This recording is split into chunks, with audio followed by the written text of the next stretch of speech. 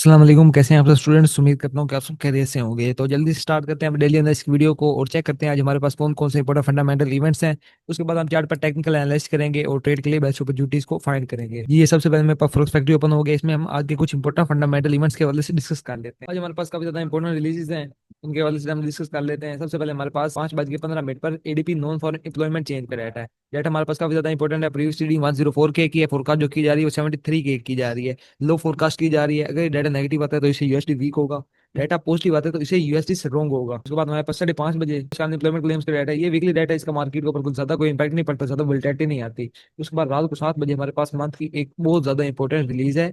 एक ISM services PMI का data है। आईएसएम सर्विसेज पीएमआई ये सर्विसेज सेक्टर का एक लीडिंग इंडिकेटर है जो कि हमें बताता है कि यूएस का सर्विस सेक्टर किस तरह जा रहा है। यूएस सर्विस सेक्टर की एम्प्लॉयमेंट कैसी है, उसके अंदर प्राइसेस बढ़ रही हैं या कम हो रही हैं, न्यू ऑर्डर्स मिल रहे हैं या नहीं मिल रहे। ये हमें बताता है पीएमआई का डाटा।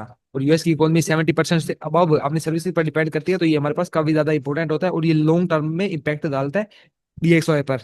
डीएक्सवाई की प्राइसेस पर लॉन्ग टर्म इसका इम्पैक्ट पड़ता है। तो ये थे आज हमारे पास इंपॉर्टेंट फंडामेंटल इवेंट्स। फिर आईएसएम सर्विस में हमारा डाटा पॉजिटिव आता है तो इसे यूएसडी स्ट्रॉन्ग होगा, डाटा वीक आता है तो इससे यूएसडी वीक होगा। इसके मेनली चार इसके साथ इंडेक्स रिलीजेस होती हैं, वो आप एफएक्स रेट के इकोनॉमिक कैलेंडर में देख सकते हैं। तो कल कुछ डाटा के बारे में डिस्कस कर लेते हैं। कल हमारे पास यूएस का जो ओपनिंग का डाटा था, जो डाटा हमारे पास ओवरऑल वीक आया है। और हमारे पास जो इस वक्त करंट और जो है सितंबर रेट काट के सितंबर मीटिंग के अंदर एक रेट कट होगा 25 बेसिस पॉइंट का। 97% प्रोबेबिलिटी है जिसकी। तो ये थे हमारे फंडामेंटल इवेंट्स। अब हम ऐसे करते हैं कि चार्ट पर जाकर टेक्निकल एनालिसिस कर लेते हैं और ट्रेड के लिए बेस्ट अपॉर्चुनिटीज को फाइंड करते हैं। ये मेरे पास डीएक्सवाई का चार्ट ओपन हो चुका है। डैच 1 का टाइम फ्रेम मैंने ओपन कर लिया है। ये कल मैंने आपको एक सेटअप बना कर दिया था कि डीएक्सवाई, अगर डीएक्सवाई करंट इस प्राइस पर था कल, इस प्राइस पर मैंने ये शॉर्ट पोजीशन का यूज किया था और यहाँ पे एक सेटअप बनाया था एसएल और टीपी लगाकर कि मार्केट यहाँ से करंट लेवल से डाउन साइड आ सकती है। देखें मार्केट के अंदर जो ये हमारा सेटअप है वो मूव कर रहा है और अच्छी खासी मार्केट में इस सेटअप ने मूव कर दी है। यहाँ पे प्रीवियस लो था मार्केट का, मार्केट ने इसे स्वीप किया तो इसे रिट्रेसमेंट लिया। मार्केट एक अपने सप्लाई एरिया से डाउन साइड गिर रही है, जो कि मार्केट मजीद डाउन साइड गिर सकती है। हमारा जो फाइनल टारगेट है डीएक्सवाई का सेलिंग का ये है। और उसके बाद अगर मार्केट इस लो को अगेन से ब्रेक करती है तो फिर हम मजीद सेल साइड देखेंगे डीएक्सवाई को।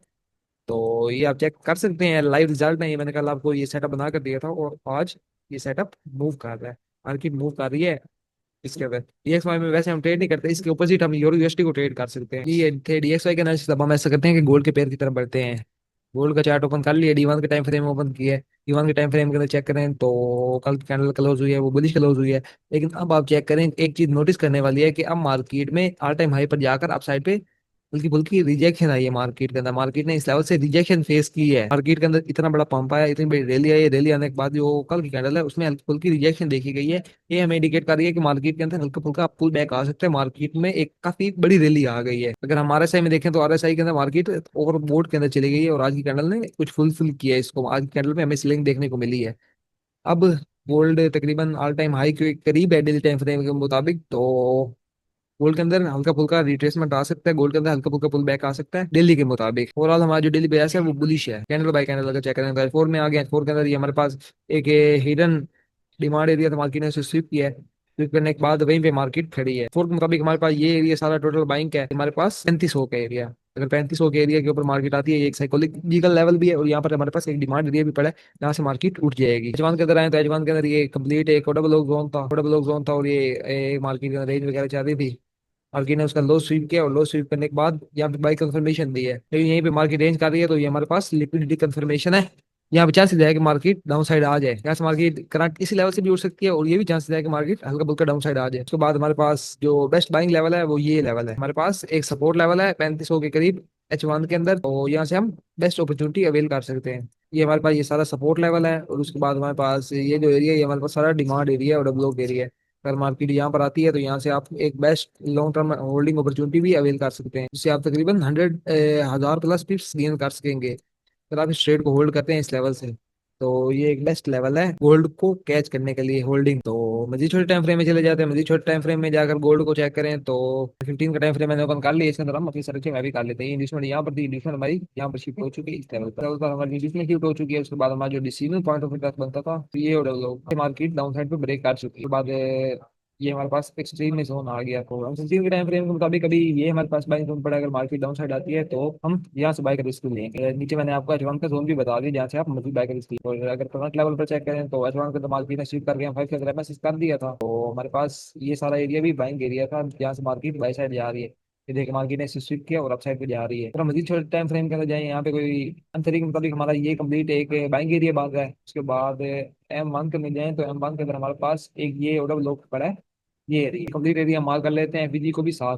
तो मार्केट यहाँ पे आती है तो यहाँ से आफ्टर द स्वीप और ट्रैक भी आप कंफर्मेशन देकर एंट्री ले सकते हैं। स्वीप बेस पे लेंगे तो वो आपके लिए ज्यादा बेस्ट रहेगा। यहाँ मार्केट आती है तो यहाँ पे आप बेस्ट अपॉर्चुनिटी अवेल कर सकेंगे। और ये थे गोल्ड के एनालिसिस। गोल्ड को ट्रेड करने के लिए मैंने आपको काफी ज्यादा सोर्स बता दिए। अगर मार्केट किसी भी लेवल पर आती है तो वहां से आप अच्छी अपॉर्चुनिटी अवेल कर सकते हैं। मेरे पास बीटीसी का चार्ट ओपन हो चुका है, बीटीसी को एनालाइज कर लेते हैं। बीटीसी को H4 का टाइम फ्रेम ओपन कर लिया, H4 में चेक करें तो बीटीसी एक सप्लाई लेवल से गिर रहा है। मेरी छोटे टाइम फ्रेम में आ जाते हैं H1 के टाइम फ्रेम में। H1 के टाइम फ्रेम में आ गए हैं तो H1 के टाइम फ्रेम के अंदर मैंने कल की वीडियो में आपको जोन बताया था, यहाँ से आप बेस्ट सेलिंग अपॉर्चुनिटी अवेल कर सकते हैं। मार्केट ने सेम उसी लेवल से अच्छा खासा ड्रॉप दिया है, यहाँ से तकरीबन 200 पिप्स का ड्रॉप दिया मार्केट ने।